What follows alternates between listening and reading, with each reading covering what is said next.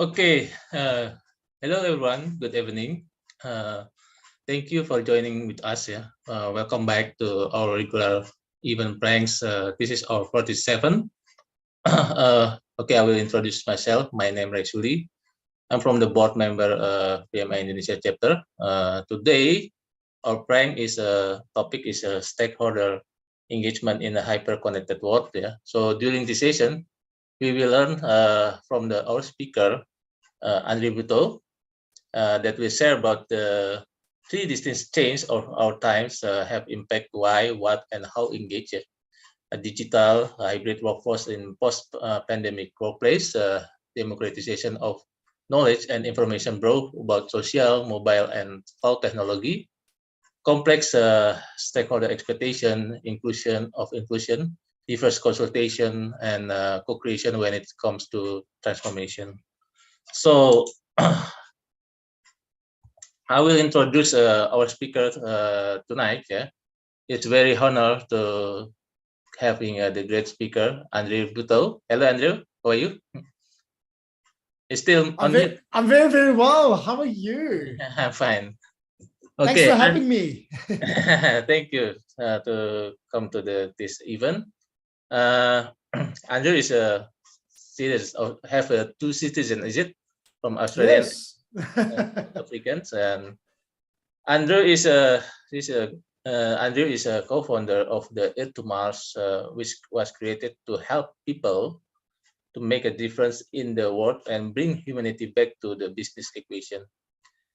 With almost 2 decades of transformational technology and organizational change experience, Andrew brings together the best business consulting, design thinking, and behavioral science of the transformation program. Because everyone deserves a place in the future. Love it. Thank you so much. Okay, before we start, we have some rule. Yeah, first is all participants will be on mute. Yeah, and video turn off. If you have a question, submit in chat box and put the queue before your question so that we can look at the question. This session will be recorded and the presentation will be shared to the participant after the session. The certificate will be distributed to all the participants who join the session. Auto submission video is exclusive for the PMI Indonesia chapter member only. Yeah, this is for the member only for the video. You can also join via YouTube channel if you cannot join on this link, yeah, and on Zoom. Search PMI Indonesia chapter, and also don't forget to subscribe. And the last is happy learning and give us the feedback. Okay, Andrew, I give you the screen now for you. Over to me. Something about me is I battle with rules. So is it okay if I break one or two of your rules? Okay. Okay, good. All right. So could someone just make me a co-host just in the participants thing so I can share my screen? There we go. Yeah. All right. Can everyone see my screen? Already. There's great. Can we see the screen? Just checking. I can see your screen now. Yes, we can. Outstanding. Thank you, folks. Well, first up, thank you so much for having me. Indonesia has a very special place in my heart because I am half Australian, technically by citizenship. So technically, I'm also a citizen of Bali, we say. But I've never been to Jakarta, and already I'm just picking up such a good energy, such a good vibe. Really love that video in the beginning as well. And thanks for having me. Now, it's going to be very difficult for me to do a whole presentation on engagement if we don't engage with each other. So what I'm going to ask you to do, can you please jump into the chat, pop your name in, and let me know where in the world or in Indonesia you're dialing in from. And just give me your name, where you're dialing in from, so that I can see who's here. I see Richard's here. We've got Jakarta. That's David. We've got Haryadi from Jakarta. Hey, how's it going? So pop your name in there. Let me know where you're from. And if it's okay to break some rules, if you'd like to come off video, I'm quite a visual engager. So I don't like talking to blank screens, and I'm quite human. So if you do feel like you want to come off and show your video, come off at any time. I'd love to see your faces. And yeah, if you come off mute, I'll hear you as well. So hey, we've got Yuan in Tangzel. We've got Giverson in Balikpapan. Excellent. Did I say that right? We've got Ryder in Jakarta. We've got Jacinta from Jakarta. Oh, Balikpapan. I like that, Giverson. So we've got Lombok. Hi, Farid. I've been to Lombok. It's one of my favorite islands. Good to see you. Sounds great, from Ricky from Jakarta. Excellent. So thanks, folks. Thanks for joining tonight. And without further ado, a little bit about me. As Yuli mentioned, I have spent probably the last 2 decades dedicating my life to helping people through change. And not just helping people through change, but saving time, saving money, and most importantly, saving pain of projects going through transformation by a particular focus on people.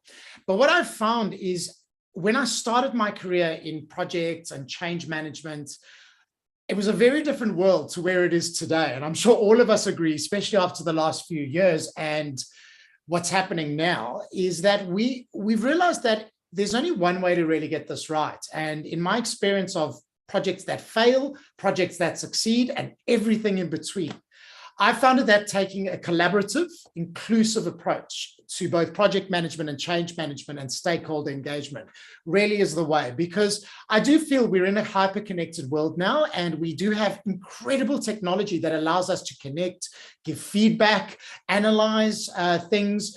And really, technology is allowing all of us to find our place now and in the future so we can make history. And when I wrote that quote all those years ago, that was before the pandemic, that was before what's going on with Russia and Ukraine right now. And isn't it incredible? We're living in a time where literally we're watching history unfold before our eyes. And never has there been a more important time to really take a much more engaging approach, a much more inclusive approach to what we do in projects. And more importantly, take an approach that I guess is human and understands that whilst we're running projects and we're managing risk and we're doing all these incredible things as project managers, we're all still human in the end of the day, and we can still connect on this level. And when we bring these two worlds together, magic happens. So I wasn't always into stakeholder management and engagement. And this is a picture of me back in South Africa many, many moons ago. I actually started my career in finance and accounting. In fact, I was an auditor at one of the big fours, which I think you've got sort of like project manager, and then you've got auditor, which is even more sort of involved with analysis, governance, risk mitigation, return on investment, benefits realization, scheduling. So I really can appreciate all of your worlds in project management, because we do need governance. We do need to understand risk. We do need structures to keep us going forward, to sift through problems, and to make sure we are compliant as well. But what I did find is, as the years went by, technology has just become phenomenal. Technology has become easier, it has become more accessible, it has become more democratized all over the world. Doesn't matter if you're in a first world country, doesn't matter if you're in a third world country, we all have access to incredible technology. And in the beginning of my career, to really engage and influence people, it was very much about sort of my qualifications or how many certifications or badges I've got behind my name, sort of what my title was and role. But as technology started improving and we started seeing social media take over the world, and now AI, robotics, and all the exciting thing that's coming our way, I started finding that people I was engaging with or leading or trying to influence were less impressed with my technical skills, because now you can just Google any sort of technology skill, or if you want to know how to engage stakeholders or do a stakeholder map, you can just go into Google now and download that. So the days I find of going to university, learning all this stuff, having a qualification, is really starting to shift. And don't get me wrong, I'm qualified as well, and there is so much value in any form of learning. But really, we're moving to an age where technical skills, now that knowledge is so available to all of us, is becoming a little less important. And as the years came by, I started realizing that if I'm going to get projects right, if I'm going to get change and transformation to actually hit the hands, hearts, and minds of people, it really meant I had to start relying more on my human skills and less on my technical skills, because robotics, AI, automation, all these things are making the technical part of my job and my role almost redundant. And really, it's more about how I use my human skills to engage and make links with my technical skills to really influence people going forward. So enough about me. I would love to hear from you. So if you have all got your smartphones on you, do me a favor, scan this QR code and it'll take you to a little presentation and slide where we can get some input from you. If you can't scan the QR code, please go on using your phone, go onto your browser and go to ahaslides.com/PMII. Those aren't ones, it's PMI and I for Indonesia. So I'll just pop that up here so you've got it as well. So grab your phones, open your camera up, see if you can scan that for me. I see we've got 9 people in already. And if the scanning's not working for you, you can go to ahaslides, ahaslides.com/PMII for Indonesia. Awesome. We got 15 people in there. Got about 16. Come on, there's a lot more of you. I see we've got 84 people tonight. Isn't that incredible? All right. So we've got 24, 25. We are coming in slowly, but I think it's going to get faster and faster. I'm just going to wait a few more moments for everybody else to jump in.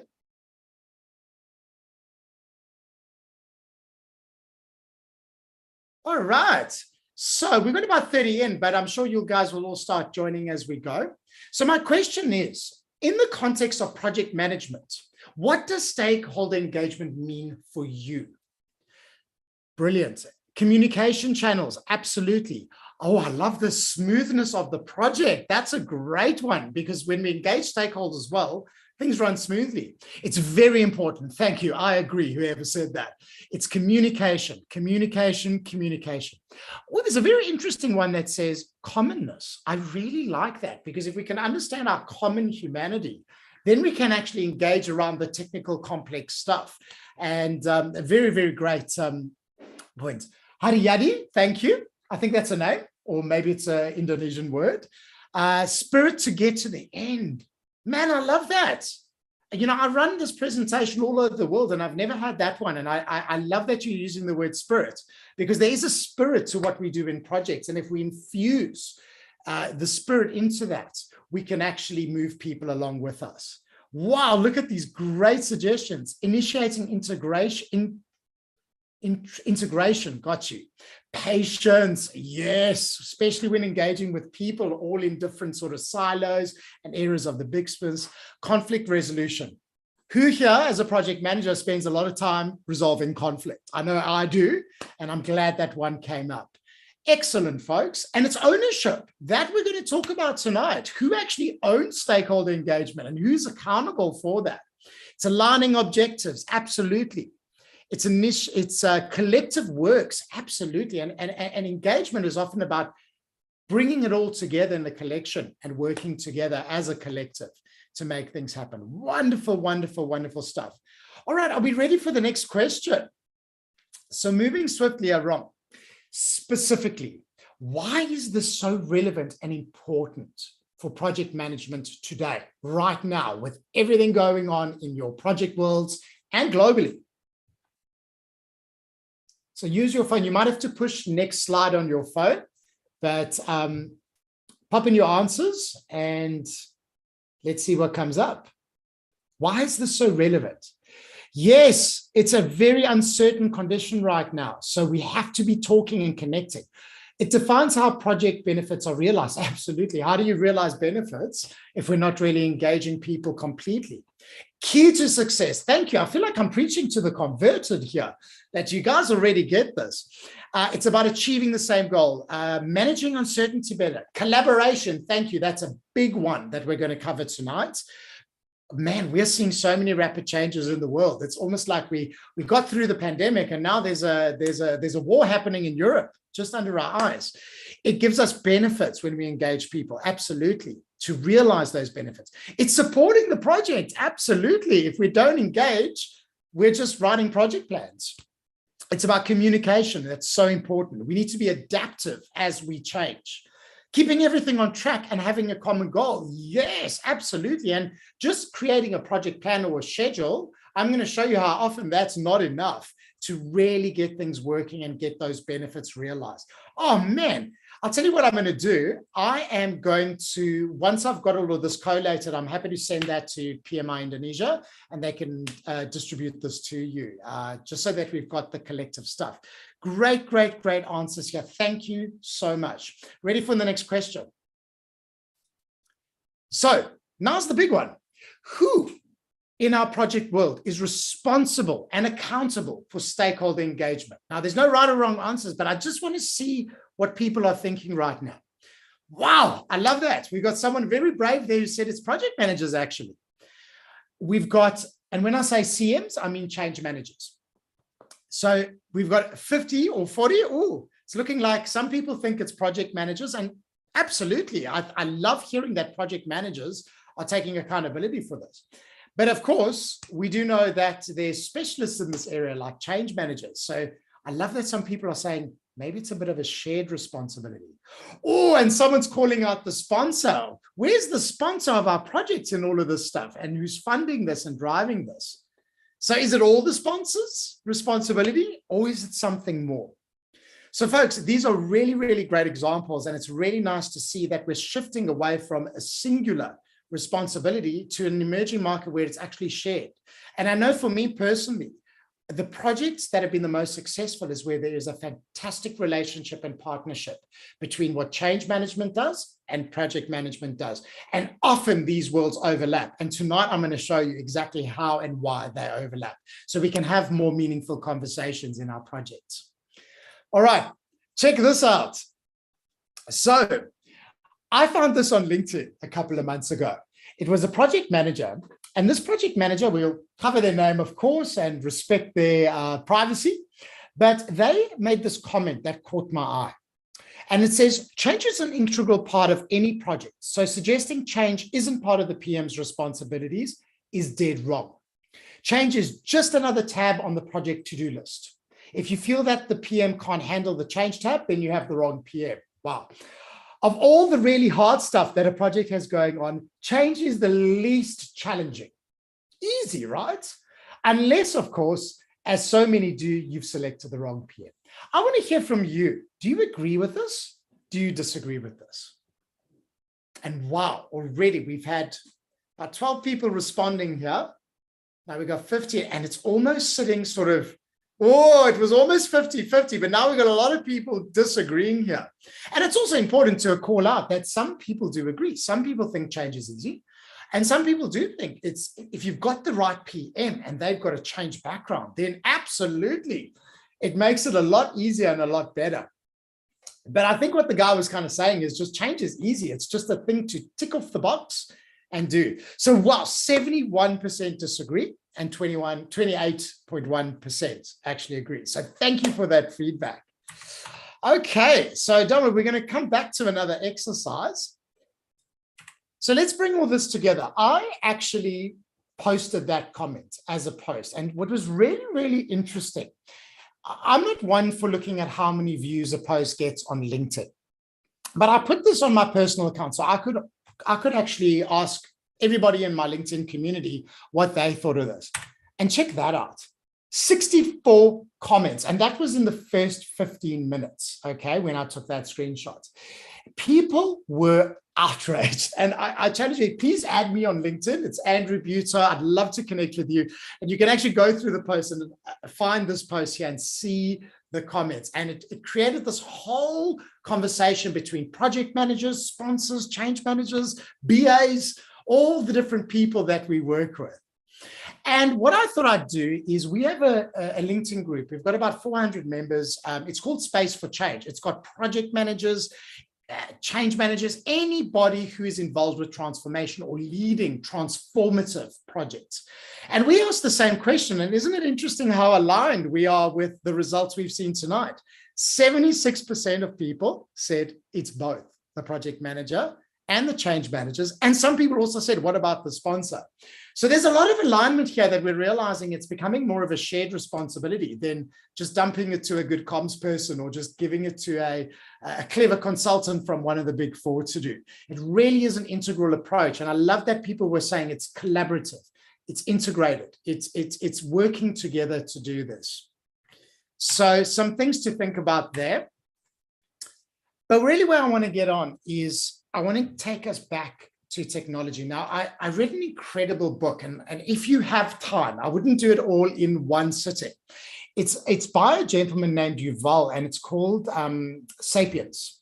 And it takes us through the entire history of humanity from when we were still in caves and sort of creating fire with rocks and that to today. And he quoted an incredible Canadian philosopher that said, we become what we behold. So we become what we see, behold, and we shape our tools or our technology, and then they shape us. And when it comes to stakeholder engagement, I feel like technology, we created some of the most incredible technology over the last 10, 20 years. Let's be honest. I mean, the phone's one of them. The smartphone is incredible. But if we also think of social media, if we also think of YouTube, if we also think of Zoom and all this collaborative technology, it really has had an impact on how we connect with each other, how we communicate. And sometimes I call it Sunday, Monday syndrome. And what I mean by Sunday, Monday syndrome is who on a Sunday night is sitting, you're watching your Netflix, you can order your food via Uber, or what do we use in Indonesia? Someone jump in the chat. Is it Gojek? Or what do we use in Indonesia to order food and stuff? Is it Gojek? Let me know in the chat. Is it Gojek? Yes, Gojek. GoFood or Gojek. Yeah. Excellent. Okay. It's been 2 years since I've been to Indonesia, so I can remember. Grab food as well. And we have all these amazing tools and technologies. And then we've got to work on Monday. And we have to use an old system that's clunky. And we can't just do all these things quickly when we run projects. And this is really what's happened is as technology gets better, it's created this whole different expectation of how people want to be engaged. And secondly, it's created a whole different world on how we connect with each other. And if we then look behind the scenes, think about the data. I mean, today I was actually speaking to a gentleman who's going to be working with us on one of our government clients. And he's got a tool that can push out communications to phones and learning to phones, but you can also track the behavior. So did people read that? Did people see it? Did people do the learning? And it's incredible the power that we have in our hands today. In fact, our phones probably has more power than the presidents of the United States in probably the 60s or the 70s. Isn't that amazing? And today we've just got it in our pockets and we use it for Uber Eats and Gojek. So it's a really important concept to actually consider what has happened over the ages and how we engage stakeholders and communicate, train, lead people has really shifted over the different ages. Now, something that's exciting is we are the first generation, all of us in this room today, we are the very first generation to have actually lived through 3 industrial revolutions. Now, most industrial revolutions, if we think of the farming sort of revolution and what happened there with agriculture, that was hundreds of years in the making and in the process. Whereas in our lifetimes and even in our working careers, we have seen 3 distinct shifts in business.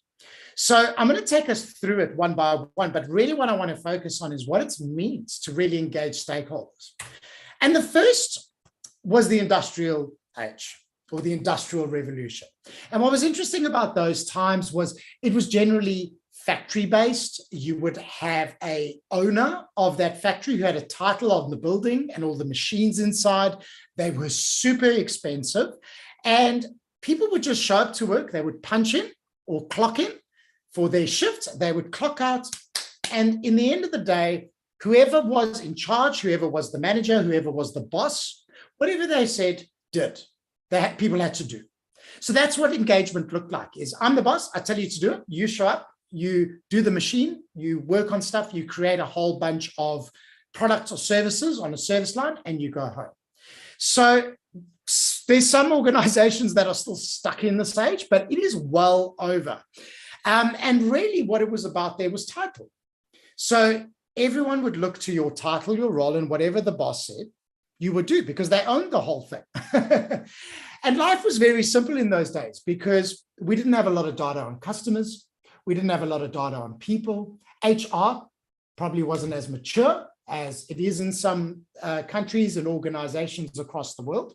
So power and influence and engaging stakeholders was very much about control. Whoever had the title would just say what they would do, and they would control things. And it was very much a one-way conversation. And if you're working for a client today or a project today that does it this way, you're still stuck in the industrial age. Then most of us know this. This is where I started my career, was as the industrial age was going out, we had this incredible information age. And we saw the birth of big SAP projects or Oracle projects where technology was done in-house for a lot of big brands, big organizations, big universities, and government agencies. And when we talk about power in that sense, the information age, whoever could afford technology, and remember in those days, having a server, having a computer was very, very expensive because we were firstly hyper configuring products to do everything in a closed environment. And secondly, whoever could afford the technology would have all the power. But here's what happened in the information age. As it started maturing and maturing, guess who had all the insights? Guess who had all the knowledge? And guess who looked like superstars every time they came up in front of people and actually shared this information that they got from their technology? That was your executives. So this was the age of Steve Jobs, where you would have Steve Jobs coming and being this absolute visionary, and you would have Richard Branson and all these big people having all these brilliant visionary ideas. And people would look at them and go, wow, we want to follow them. This is incredible. But the reality was that they just had access to more information that everybody else couldn't really see or couldn't afford to see.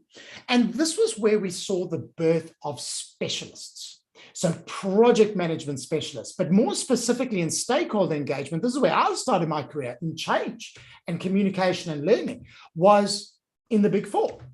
So we would have Big Four coming in and have these hyper specialist roles. And really what my job was to go in the back end, to engage stakeholders, create beautiful PowerPoint presentations, fill out Excel spreadsheets on stakeholder matrix, and then go and spending 3 to 6 months trying to convince people this is the way to go with this project.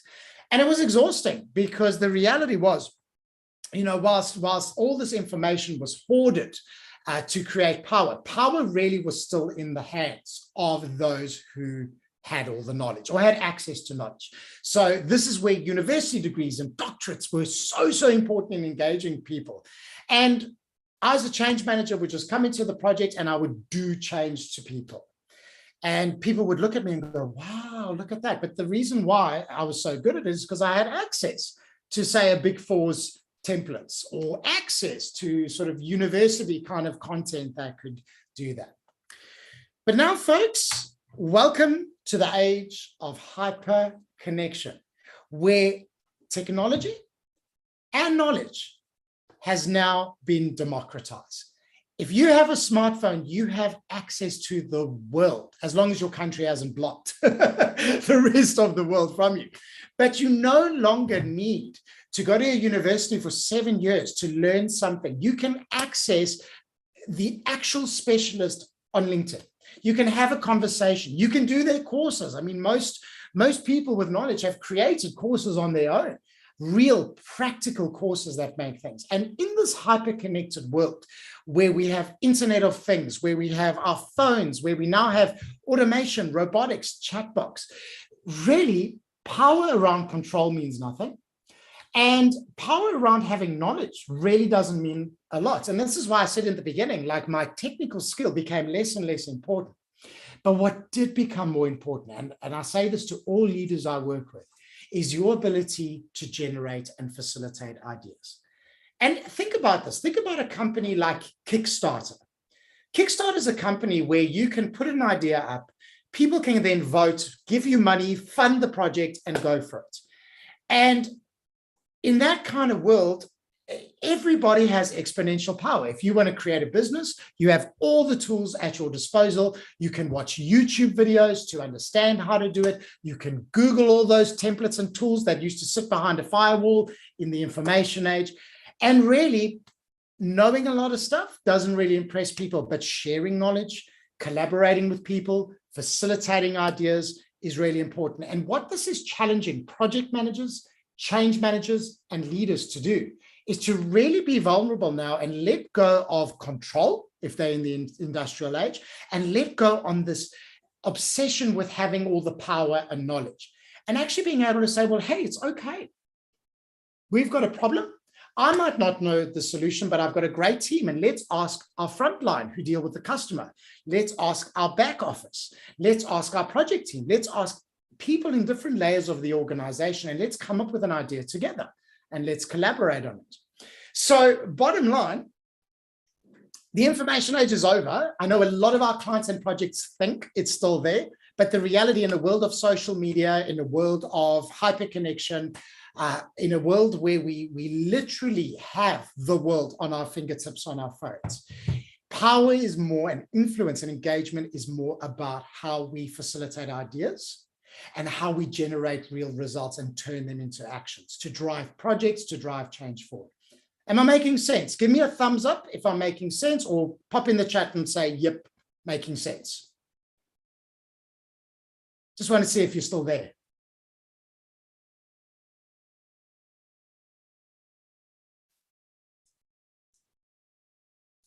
Hello, are we still there? Yep. Oh, thanks, Butow. You know, if you touch one person, it's good. Making sense. Thanks, Suwarman.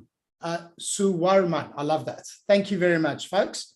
So let's get into this now. We are living in an age now where control doesn't impress people, or your title doesn't impress people, and how much knowledge you have and how many qualifications doesn't impress people as much as the previous ages. I'm not saying they're unimpressive. It's great to have these things, and I know I am a continuous learner, but we're in an age now where people make decisions now based on emotion, and then they use logic to justify their decision. And why I'm saying this in context of project management is, if we want to engage people, it's not enough to engage them with logic or knowledge. We have to also engage their spirit. I love whoever said spirit. I love that word. I'm going to borrow it.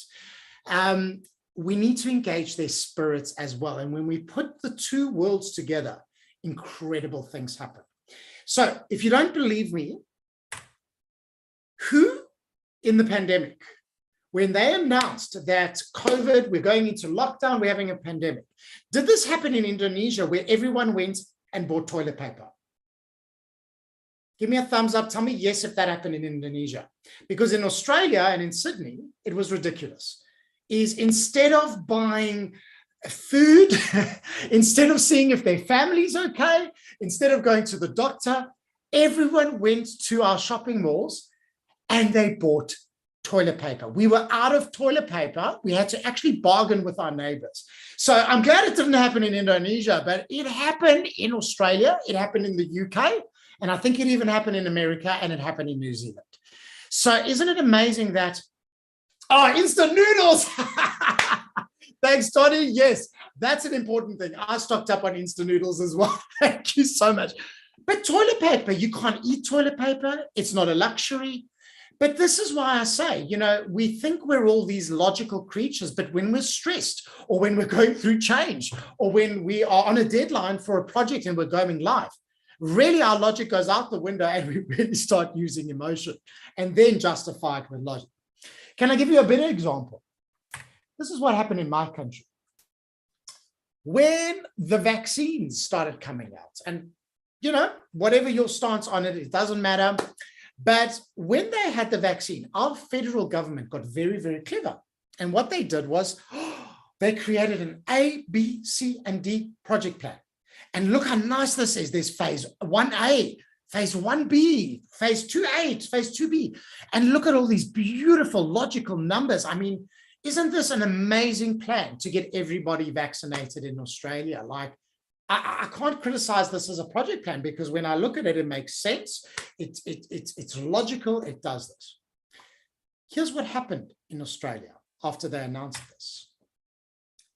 We had protests. We had people punching horses. We had people going crazy. Hello, who's just joined us? Sounds like a young one. Hello, good evening.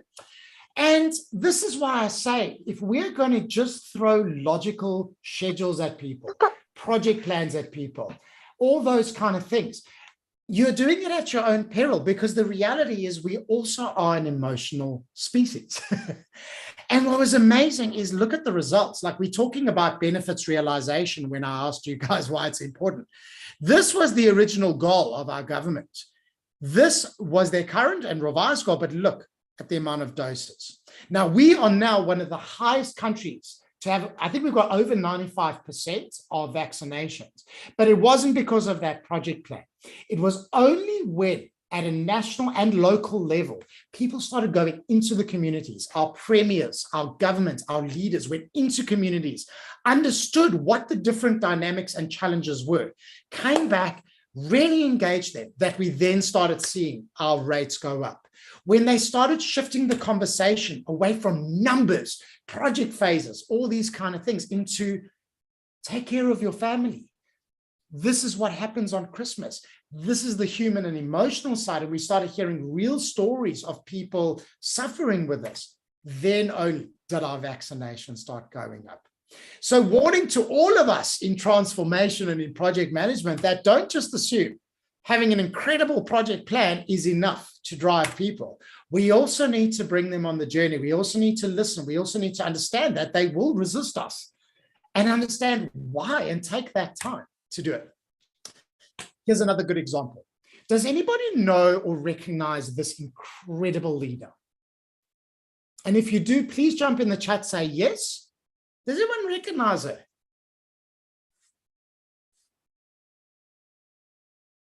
Righto, no food comes first. I agree. Okay, so no, that's okay. I didn't either until I started doing my research. This is Arcana Rao. Now, she's currently the CIO of Atlassian, which is quite a big human dynamic company, and they're doing incredible things in the world right now, besides buying up other companies. But before she was CIO at Atlassian, she used to, have you heard of Cisco? CICSO.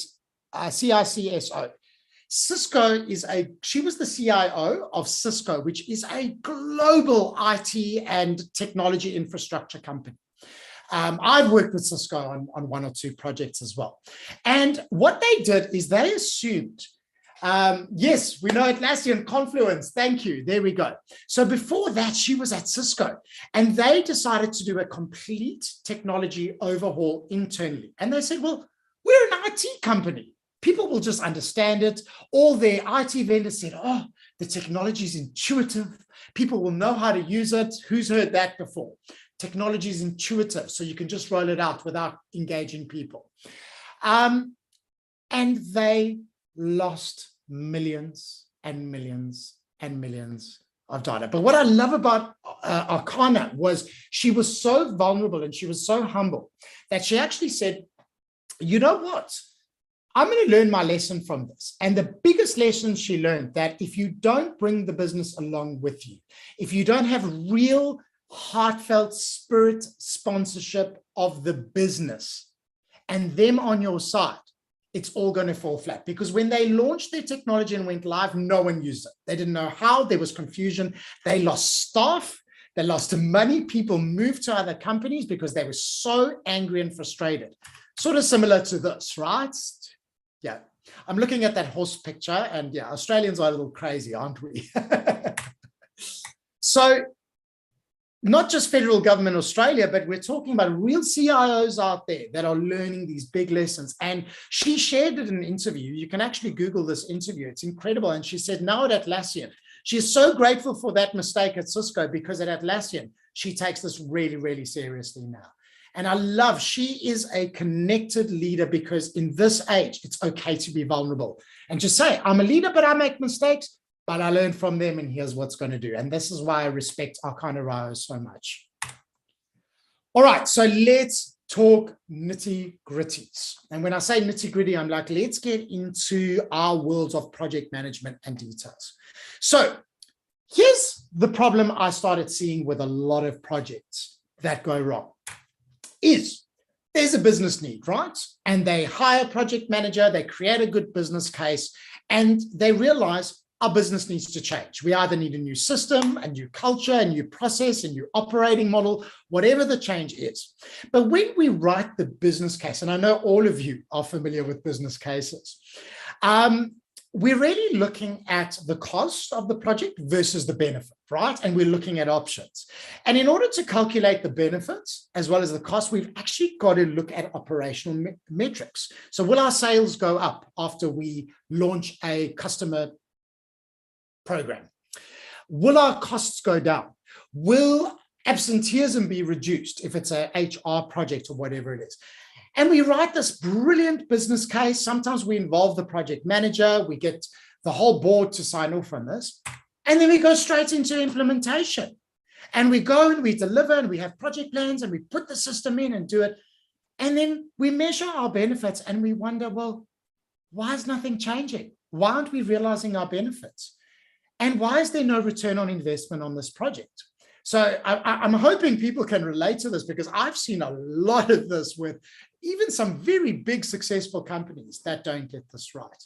So we're almost setting our project up to fail if we just leave it at sort of operational metrics and hire the vendor and just deliver the project. Here's what I'm finding is starting to really, really work with engagement, is if even at a business level, we still need to go down a little bit further when we're planning. And this is why I say, if you can involve change or somebody with good change background as a leader upfront and earlier, we can help you do this kind of stuff. Because what we'll do is say, well, in order to change those operational metrics, in order to increase your sales, decrease your expenses, and realize the benefits of your project, we need people to do things differently on the job. And if we want people to do things on the job and behave differently, maybe it's using a system, conducting a meeting better, I don't know, following a process or a procedure, we need them to learn new skills. And in order for them to learn new skills, and we can measure learning skills, we need them to be engaged. And if I can simplify engagement, people are engaged when they understand something is important and it's relevant to their role. I'm going to say that again. Engagement, if you want to measure it, it's, do they see this project as important? And is it relevant to their role? Because if they're engaged, guess what? They're going to show up in your learning, and they're going to learn something instead of challenging you, asking you why, saying, oh, I'm not interested in this. So engaged people learn better, and we can measure this in the learning. If they have learned and had a great learning experience, guess what? They are way more likely to apply that and behave differently and adopt your technology and do stuff on the job. And if they do stuff on the job, 3-6 months later, you are going to see a change in the operational metrics. And when you go back to your sponsors, to your boards, to whatever it is, you can measure return on investment because you've got a chain reaction top to bottom, and you just measure bottom up. So you can say, we measured engagement, we then measured training, we then measured 3 months after the project whether people were actually doing it and showing up differently. And we can then link it to the impacts to operational metrics and calculate return on investment. So instead of just limiting ourselves there and going, why do projects fail? we need to dig deeper. We need to set up the dominoes, or we need to set up this chain reaction here when we're planning the project. We need to take it further down to the human side if we really want to get it right, and do what we do best as project managers, measure it bottom up and drive it bottom up. And this is what a good change person will do, is they'll start with engagements, they'll then get learning in there, and then they'll support after go live, so that you can then go and say, look, we achieved it. Cool. So I call that the V model, and we will be sending you these slides afterwards if you want to refer to it as well later. So I hope everyone agrees that our worlds are colliding, that this world of project management, analysis, logic, facts, templates, tools, it's still important. We need governance. We need measurement. We need these things to run business. And having my own business, I need these structures and project managers to help me with this. But we also can't ignore the beautiful emotional human spirit side of people, with their wants, their needs, their imagination. And if we do, I think I've shared enough examples of why and how it can go wrong.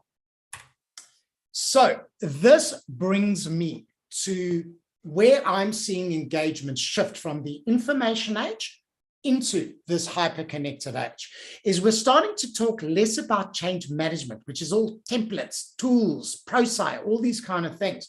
Whilst they're great as a structure, they're not enough. So we're starting to realize in this new world, it's actually about change leadership. And when we say leadership, it's less about managing. Yes, management's a part of change leadership, just like project management is part of leadership.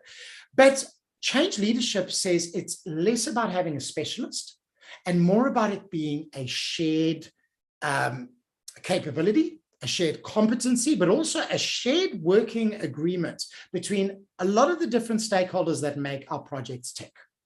Let me make that come alive to you. So in this new age, I think it's very important to start talking about who engages who. And this has come from my experience of 20 years working on projects. We finally have got this right.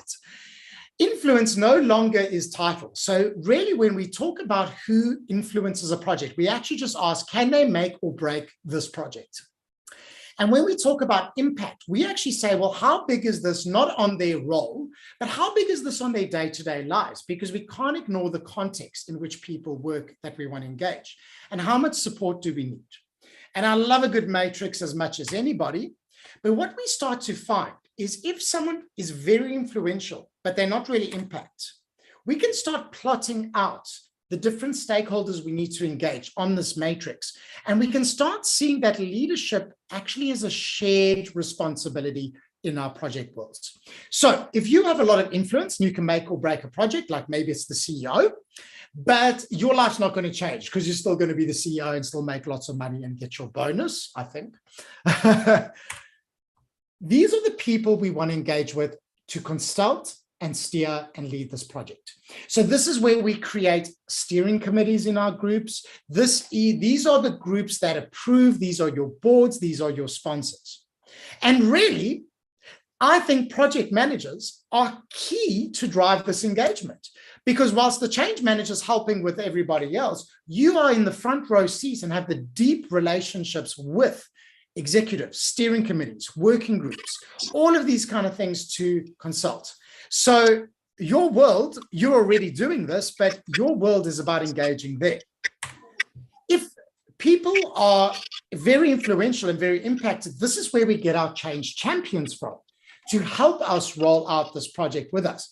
And this is where a change manager really spends a lot of time, is going, well, who are the most influential people? Let me get to them who are also impacted. So these are your senior leaders, your team leaders, people who are actually dealing with people. And your change manager has definitely got a role there to play. What about not so influential, but highly impacted? Well, these are the people we want to educate, learn, coach, train so that they can perform things on the job, obviously with the support of the champion. And guess what? That's your training team. That's your, so someone's having an exciting evening. This is the job of your learning team. This is your job of your training team. So they need to work with you and align with your stakeholders. And of course, if it's low influence, low impact, these are the stakeholders we want to engage with communications, because we don't want to bombard them with messages and news and stories as much as the champions. And this is where a good communications person can come in your project. Now, of course, not all projects will have all the roles, but if it doesn't have all these roles, we need to play these roles ourselves. And often me as a change manager, I've had to step into a project manager's role. I've had to be the trainer, and I've had to do communication. And it's the same with project managers. You've probably sometimes had to be the change manager, you've had to train people, and you've had to do all the communications as well. But when these areas come together and we're all collaborating properly, this is where we see results. This is where we see change leadership coming together. And this is what I mean by change leadership, is if we can really understand our stakeholders, where they sit on this matrix, and really be focused and work together, but divide and conquer, incredible things happen on the project I've been on. All right. So almost there, guys. What I was thinking of, the most impressive example I can find of what I'm talking about here. A project where we engage people, we collaborate, we do amazing things, and we lead the change well with the project. And I found this.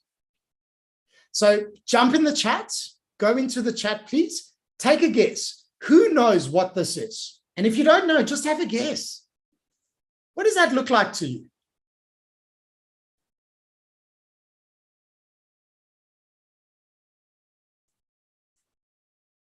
I'm looking in the chats. It looks like a donut. Yes, I'm hungry as well. I love that. Fire, flame, fire. It does look like fire. Awesome. We're close, but it's not that. One more guess. Yes! Is that Ahmad and Devanta? You got it. It's a black hole. Now, to put this into perspective, Earth is about this big. A black hole is light years away. It's massive. We have never been able to understand a black hole other than theory until now. This is humanity's first picture of a black hole. Now, how the hell, if our planets are this big and a black hole's like this, how do we get a picture of this? It's impossible. There is a fantastic documentary on Netflix. I hope it's available in Jakarta in Indonesia. It's called The Edge of All We Know. And what was really, really interesting, they called it the Event Horizon Telescope. To take this photo, there is no telescope in the world that is able to do this. Now, industrial age, information age would probably go, oh, let's build a big, ginormous telescope bigger than the world and take a photo. But really, how cost effective is that? And given the benefit, will that work? What they did, and Stephen Hawking was involved in this, what they did was they realized that there is an entire global community of space nerds and scientists who have their own telescopes at home. In fact, one of my friends who came on one of our courses, she has her own telescope and she posts it on LinkedIn. And they're all connected via Wi-Fi. They're all connected to the internet. They're all connected to each other. So what they did is, instead of trying to build one big telescope and tell people how to do it, they asked the community, how the hell are we going to do this? And they had global discussions around ideas and what they're going to do. And what they did is they coordinated, as the world was turning, they coordinated all the different countries and telescopes and big, small, and everything in between to simultaneously take photos. So they all aimed their telescopes at the black hole, and they all took photos at the same time from different parts of the planet. And they then used AI to stitch it all together. And look what we've achieved. So we can prove a black hole exists now, not just with theory, but with an actual photo. So isn't that amazing? Instead of feeling like, oh, you know, I'm the project manager, I've got to get this telescope done, they use the expertise of a global community and the spirit and the energy and the fun, and they delivered this. So I highly, highly recommend watching this. It is a fantastic documentary of how it's done. Check it out. It's called The Edge of All We Know. But why it's relevant to us in projects is because this is the playbook for how we have been rolling out change and projects with all of our clients. Because in a hyper-connected post-pandemic world, this is how we normally do projects. And I'm sighing because, and I'm sure some of you are as well, because it's quite frustrating. We have a problem in business, or there's a complex issue happening in our market, or a pandemic's hitting us, or there's war.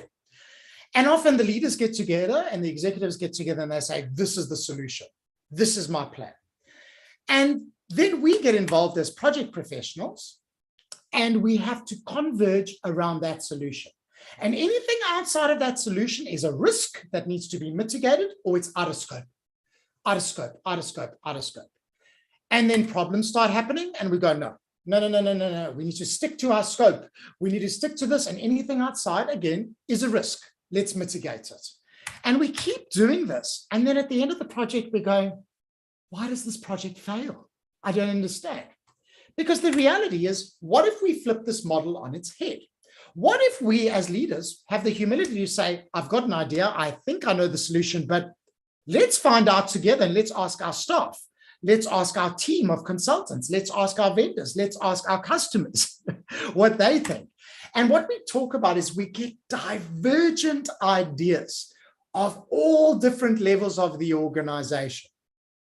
And then what we do is we start converging and say, okay, well, these are all great ideas, but let's vote. Let's come together as a community and let's figure it out. And let's debate it even more and figure it out and co-create and prototype. So this is the world of agile. This is the world of human-centered design. And we then come up with our solution. It's shared. People have bought into it because you've asked them, you've involved them. They understand it from beginning to end, and it becomes our solution. And that's why I love this black hole example so much, because imagine we did things like this in projects. I've been doing this for quite some time, and I'm sure some of you have as well. The results speak for themselves and they're incredible. And I'm going to go into some of these results. So when I started my career, guess what? I had a whole toolkit to myself of clever little templates, tools, all these kind of things. And all I would do is spend lots of time creating these templates. In fact, it was crazy when we used to do a stakeholder map. We'd sit and just fill out Excel instead of going out there and talking to people. Cut a long story short, it would then take me as a change leader 3 to 6 months to convince the project manager, the executives, the sponsor, the business leaders, the end users, the front line, that this was the way to go. So I would spend more time fighting with people than actually creating solutions. But then I started exploring the world of human-centered design and facilitation. And instead of me coming up with these clever documents, I decided, let's just go rough. Let's just have Post-its and flip charts and get groups of people. This is actually one of my clients, one of my government clients. And instead of having a template, let's create a concept poster and have everybody contribute with Post-its, and collectively we come up with ideas. Instead of a change impact, let's break people into groups and do things like a round robin. And instead of writing a change and comms plan, let's create the plan, rough and ready. We can move things, we can debate it, and together we can diverge and then converge around a plan. And what was incredible when I started doing this, what used to take me 3 to 6 months in a big client suddenly started taking me 2 to 4 weeks. I'm not kidding. And why? Is because when you start engaging people to solve a problem together, magic happens. I'll give you a really good example. One of my clients in the pandemic, they had a challenge. Their revenue got hit, their bottom line got hit. And unfortunately, in Australia, we're a little bit lazy. And whenever there's a problem, we just make people redundant and we get rid of them, which I hate and I speak out against a lot. So what I said to this client, I said, look, we've been doing a lot of these type of workshops and these type of facilitation, and we've really engaged your stakeholders in your business. What if we take the problem of finance and give it to your people? You've already seen the results from the projects we've delivered, and they took a risk. And we didn't ask everybody, but we first got a pilot group. But once the pilot group did it, we asked the entire organization of thousands of people what they think they would do. And it was incredible because nobody had to be made redundant at the end of it. the law of averages, there were enough people who were willing to work part-time. So some of the older people were like, I want to spend time with my grandkids. I'll be an Uber driver or a GoCheck driver 2 days a week. There were also a lot of young people who were like, I've got a side business in photography, or I've got my own little business on Instagram that makes me money. I'm happy to do that 1 or 2 days a week. And in the end of the day, because we asked them, 1, we retained all the employees. 2, they trusted the business and the project more, and they love their leaders now. But 3, we didn't have to get rid of anybody because there were enough people who sacrificed those days of work than there were who needed to work full time. And had we not asked them, we might have gone down the road of the solution and not our solution. So magic can happen. And that was one of my favorite examples over the pandemic of how true stakeholder engagement, collaboratively, inclusively, can really make a difference in everybody's lives. Nobody lost their jobs in that company. Now, I didn't stop there, because what I then realized is, look at all the technology we have at our fingertips, Microsoft, Miro. It's been there the whole time, but the last 2 years of pandemic have accelerated this development. And when I started using this in a hybrid world, if I started using this virtually, I mean, my company is Earth to Mars, so I want to work one day in space virtually. So we started using a lot of tools like Trello, Microsoft Planner, Notes, Zoom, breakout rooms. What used to take me 2 to 4 weeks doing it with paper and in person now takes me 1 to 2 weeks to get everybody aligned and agreed on a change strategy and a change plan. Isn't that amazing? So, you know, we can talk examples of big companies, small companies, and everything in between, but following this pathway has really sold us. And I was very reluctant in the beginning because I loved my templates. I loved my tools. I loved those things. But when I started using this and seeing the real engagement and the buy-in and the psychological safety we are creating in organizations, it was absolutely incredible. So before I move on, are there any questions? Because we're going to do an activity to actually bring this alive. So if you've got any questions, please put Q and pop it in the chat. I'm just going to turn my aircon on. Any questions? Going 10, 9, 8, 7, 6, 5, 4, 3, 2, 1. Hope everyone's still awake. Are you guys still awake? Are you there? I'm going to find out in a moment. So let's make this come alive. Would you like to do a bit of an experiment with me? I'm going to show you a human-centered design tool that I use when I scope projects. It's called an abstraction ladder. And what you do is, instead of coming up with a solution, you get a group of people, your project team, your stakeholders, your sponsors, whoever it is, and you put the problem to them, just like they did with the black hole example, and just like I did with the example around the pandemic and making people redundant. And you ask it as a question, you say, how might we better engage our stakeholders at PMs? And what you do, here's the temptation. Most people jump to the solution. They go, oh, we need communications. Oh, we need to write emails. Oh, we need to do training. But we're missing the point. I like to use this tool to slow people down and really identify the root causes first. So how this tool works, or this facilitation engagement tool works, is we put the question, and I'm going to put this question to you. How might we engage our stakeholders as project managers? And instead of going to solution, we ask ourselves why. Now, some of you might have heard of the 3 to 5 why model, or the 5 why model, where if you ask why at least 5 times, you get down to the root cause of the problem. And isn't it great? If we get down to the root cause of the problem, then we can start asking how, because then we will have much better results in terms of the ideas that come out or the suggestions on how, because we're actually directing it at the root cause. So this tool is great to scope out a project. This is great if there's a challenge and you want to sort of get to the root cause. But I'm going to do this practically to show you just how easy this is. Are you ready? Say yes if you're ready in the chat. Yes, thanks Mifta. Yes, PMI Indonesia. I think it's just the 2 of us. Yes, Eka, thank you. Yes, Haryadi. Yes, Agus. Yes. Okay, awesome. Let's do this. So guys, we're going to do the problem. And what I need you to do is please, can you log in using the QR code or go onto ahaslides.com/PMII, the number 2. That's ahaslides.com/PMII2. I for Indonesia. So we've got 5 in there, 6 in there. People are jumping in. I'm assuming you guys also use QR codes for check-ins. So I think all of us have learned how to use QR codes thanks to the pandemic. All right, I got 24 people in. Keep going, guys. Keep going.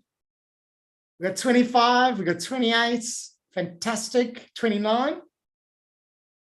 All right, let's do this. Are you ready to rock and roll? Keep joining in.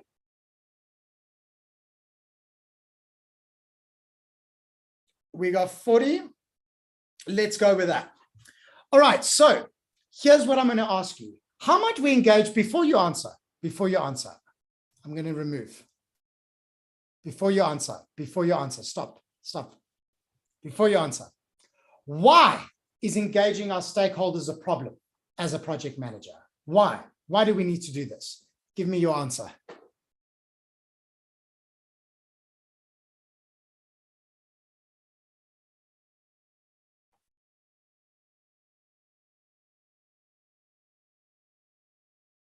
So type it in on your phone.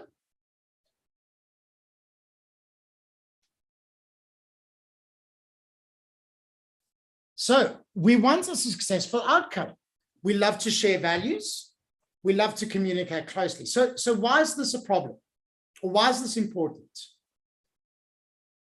Without stakeholder engagement, project will fail gloriously. I love that word. Thank you. Stakeholders have the power to influence the project. Absolutely. All right. So this is how you get people's ideas. Look how easy it is. And we can all see it. It's transparent. It's instant. What I also like about this, there's no hierarchy. You don't know if it's the leader. You don't know if it's a junior person in your team. You don't know if it's male, female. You don't know race. So it removes any unconscious and conscious bias that we might be challenging in. I know conscious and unconscious bias is a big topic in Australia. This is our way around it. Look, we can get ideas. Maybe if someone's quiet and they don't like talking, we can get their ideas. So what we're going to do next is we're now going to vote. Vote on your favorite one.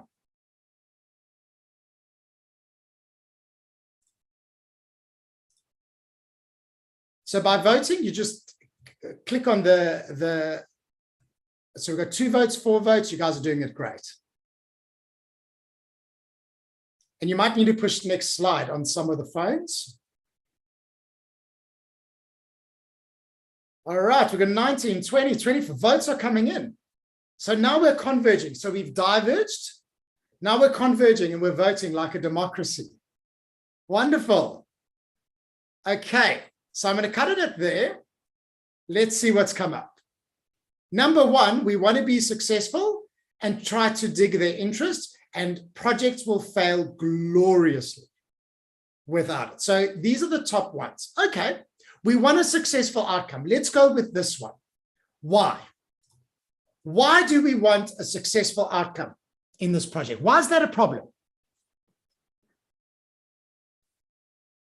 Why is it important to have a successful outcome on your project? Why?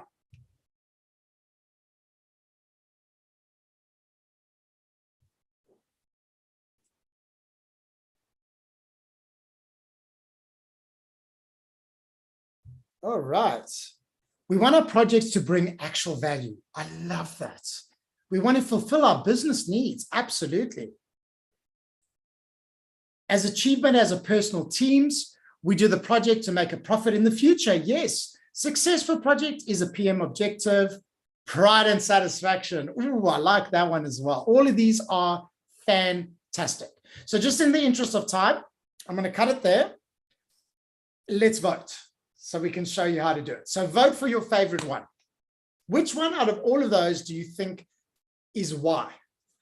And the most important, answers that question the best. So we've got 11 votes, You're doing great, guys. 12, 13, 14 votes are coming in.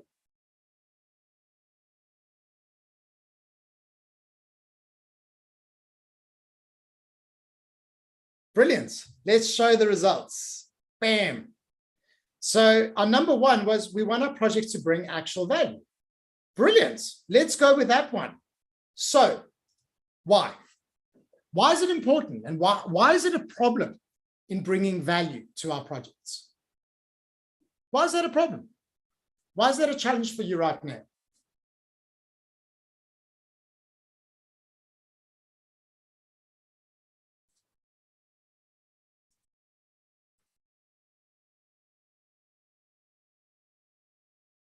So pop up in your phone. Real value, real benefits. Great. Keep them coming in, folks. So we can see our hard work. Brilliant. Stakeholders not buy in, then your project is doomed. Yes, it's the stakeholder buy-in. Value is limited by time and trend. If it's not valuable, then our project won't be executed. Absolutely. And they won't call you back for the next project. Realization, achieve strategy targets. Outstanding. So just in the interest of time, just so I can give us a thing, let's just go with those ones and let's vote. Which one is the core root cause of why we engage our stakeholders?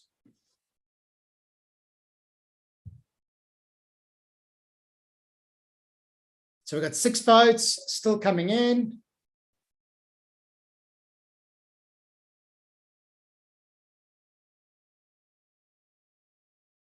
Cool. So what we've done is we've gotten everybody engaged. We've got them all around a problem and all collaborating using a digital tool. Look how quick it is. Look how easy it is. Look how instant it is. People are now, their brains are thinking. Now's the right time to ask the how. So let's look at the winner, real value, real benefit. Absolutely. If we're going to get real value and real benefit, we need to engage people because pieces of paper, numbers and all of that don't work. So now I'm going to ask you how. As project managers, how can we, as soon as we leave this and tomorrow, go and engage our stakeholders better at PMs? What are your suggestions? What are some good ideas on how?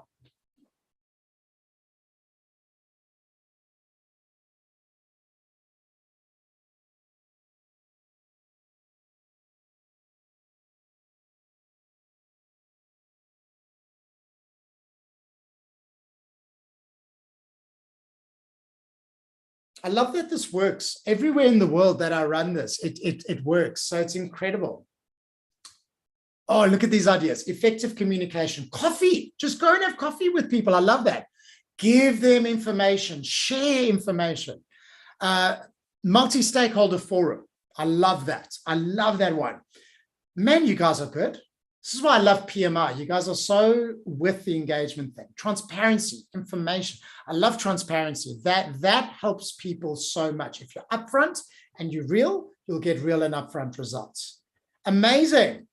What wonderful, wonderful suggestions. Are you guys all going to go and do this from tomorrow? Have regular meetings, give them a brief. Look at all these brilliant ideas. Oh, regular communication, perfect stakeholder identification mapping, proper action planning. Love it. Let's vote. Which are our favorite ones?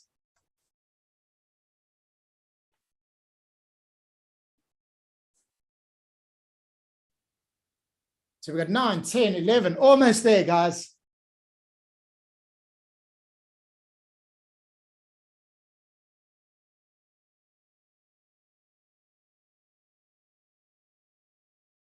Almost there.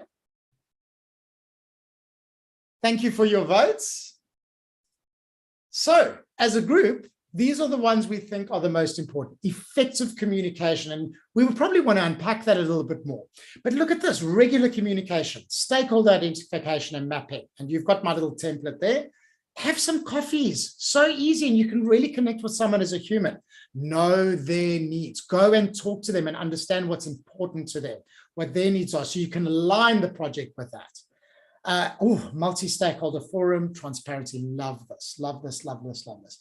Great, guys. So look how easy that was. We took what, 10, 15 minutes, and look at already how engaged we are. We have a plan. We know why we're doing it and doing it. Now, I know this probably wasn't as robust as it could be, but I wanted to give you just a little taste of how you can do things differently to rather facilitate ideas and get your stakeholders working with and for you, instead of feeling the pressure as a project manager to have all the answers yourself.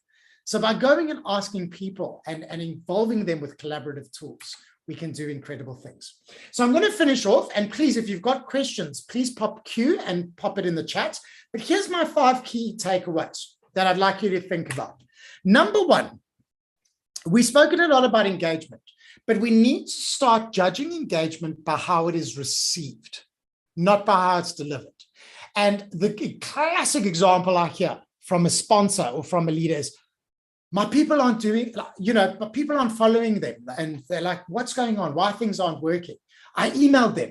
I emailed everybody. Why they're not doing what I say? That's because we're judging the communication because we communicated, not on how it's received. Because what if no one looks at their inboxes? What if nobody reads those emails? The second one is harness the power of human-centered design.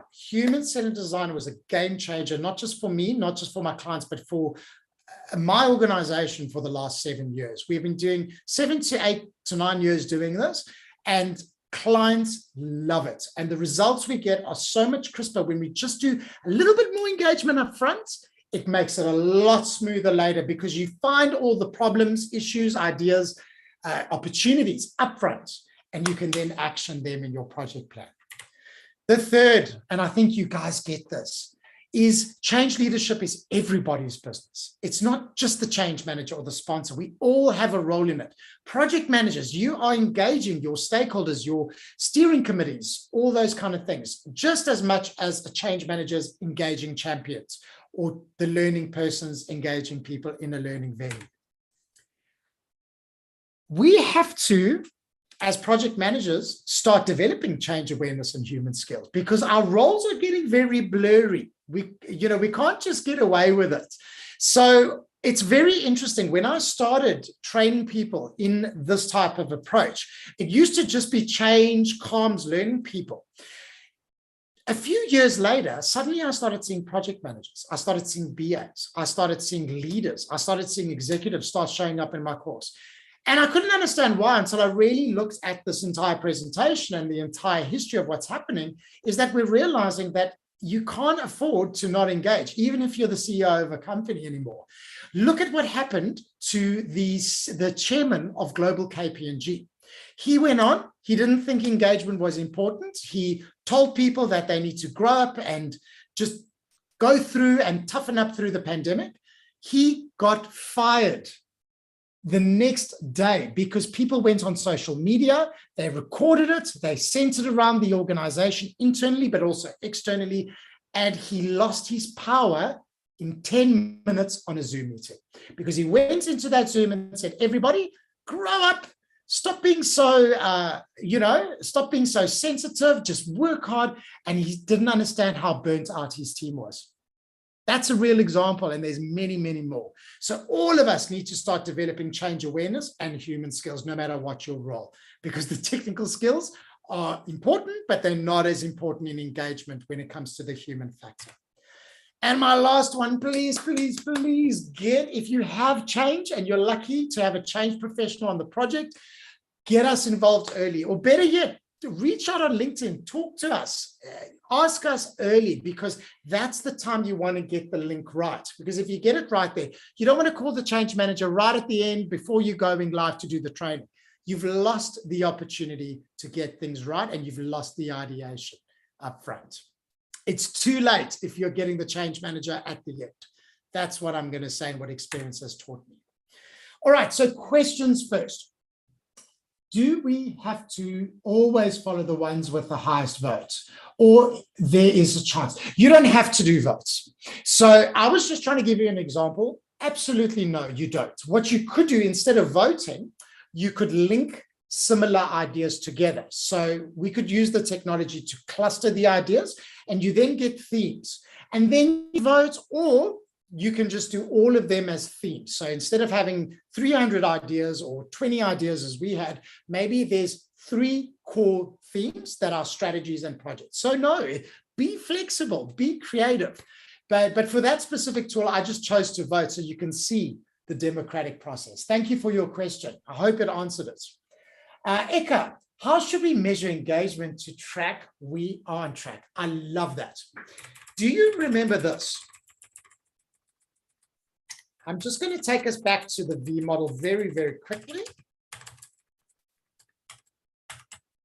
How do you measure it? Well, if you've planned your project well, and there's a clear link from business need all the way down to the people side, what I would suggest is engagement. You can measure it immediately. You can ask people, are you aware of the project?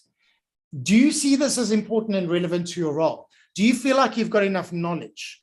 Do you feel like, so you can ask questions in a survey, in a pulse, we call them change pulses. And I like to run them every time I do an engagement. So if we do a roadshow, or if we do a town hall meeting where we present the project, I measure it straight after so we can show the progress of engagement that we're adding value from the start. So you want to be measuring this upfront. Ask for feedback. Anytime you're engaging with your stakeholders outside of the project team, ask for feedback. Learning, very easy to measure. If you've got a really good learning person, you can measure it by a facilitator observation. You can give them an assessment. You can get them to self-rate. You can get them to do an action plan to say, I'm going to commit to doing this after the job. Application and on the job, very easy. You can ask the leaders. You can get a download from the system and see if people are actually using the system. You can, I mean, I do like, there's like a whole 5-day course on this, by the way, but I'm giving you the summary. You can observe people. You can get customer feedback to see if the customer's happy. And I think the rest you'd know. So if you get these links up, I always measure engagement consistently at every engagement. Training, you measure at training, at the point of learning. When you measure application and adoption, don't measure it on the day of go live. Measure it 1 to 3 months after the project, because it gives people a chance to really see if the change sticks and your project sticks. And operational metrics, don't even measure them until 3 to 6 months after the project, because those take time of people consistently doing the same thing to actually start having an impact. That depends. I mean, there's no golden rule for that, but you do need people sort of showing up and using systems and doing things differently.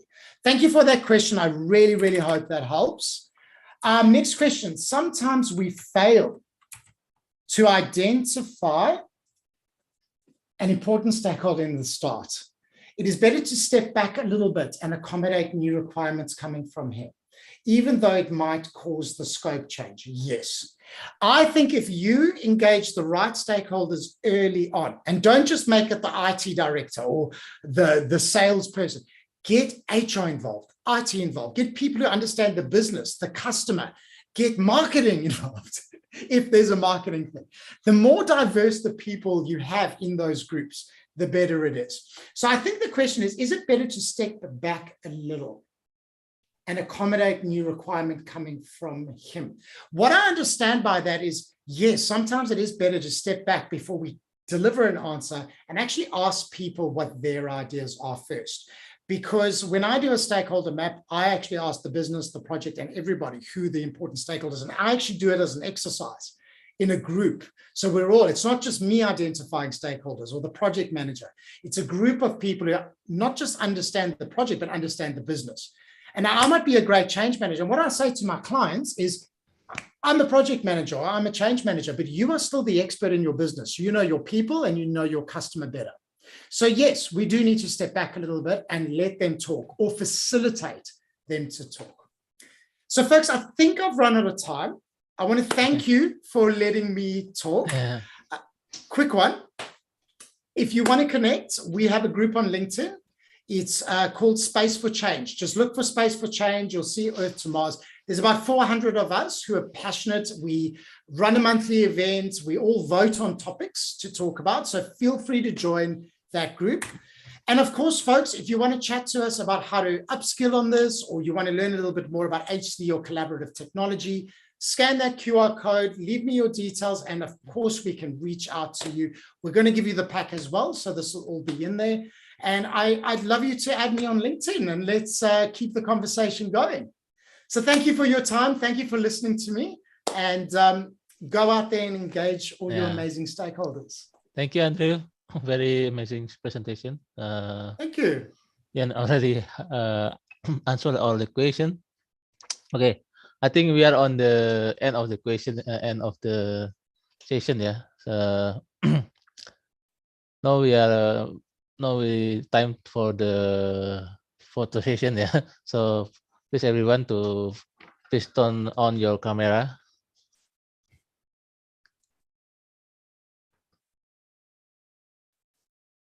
Andrew, can you please unshare your screen so we can see in the gallery? Okay. David, you will Yeah, take. I will take the picture. Yeah, thank you, Andrew. You're so energetic, even though it's already past midnight there. It's already 12:30 in the midnight right now in your time zone. Yeah, in Australia, in Sydney. Yeah, it's 12:30, but I've had so much fun with all of you. That's oh, it's so nice to see everyone's face. Give me a wave. Oh, next time I want the cameras on so I can see you. Good to see you guys. Did you take the photo? Yes, I'm currently taking the photo. Can you send me the photo and the Of course, recording? 'Cause definitely. I'd love to share that on LinkedIn and just show people how beautiful you are in Indonesia. Okay, I'm done. Oh, thank you. Okay, thank you, Andrew. Amazing session with you. I personally thank you for your sharing today.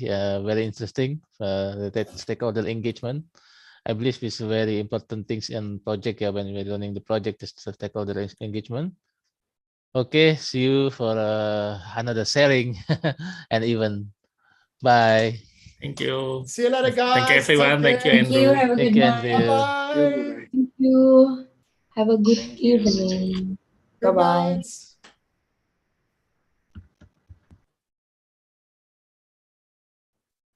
Thank you, Andre. Sure, it's a big group, huh?